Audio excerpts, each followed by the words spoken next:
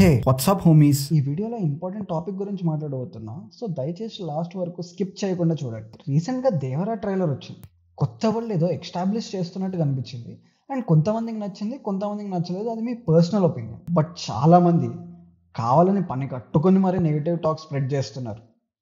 Especially ట్విట్టర్లో.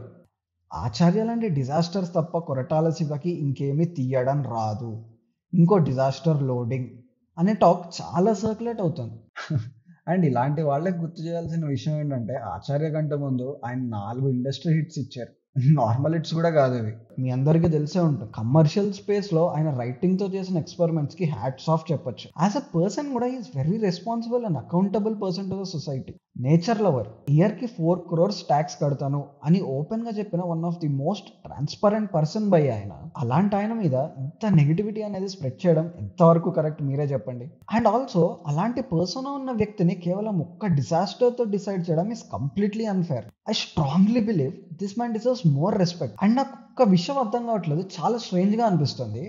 ఆ ముందు తీసిన 4 బ్లాక్ బస్టర్స్ మర్చిపోయి ఆచార్య గుర్తుపెట్టుకోవడం ఏంటి భయ్యా?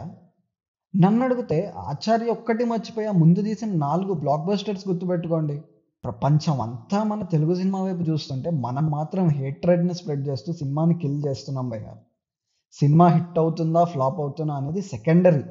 బట్ మూవీ మీద అండ్ డైరెక్టర్ మీద హేట్రెడ్ స్ప్రెడ్ చేయడం అనేది not at all healthy sign to the industry.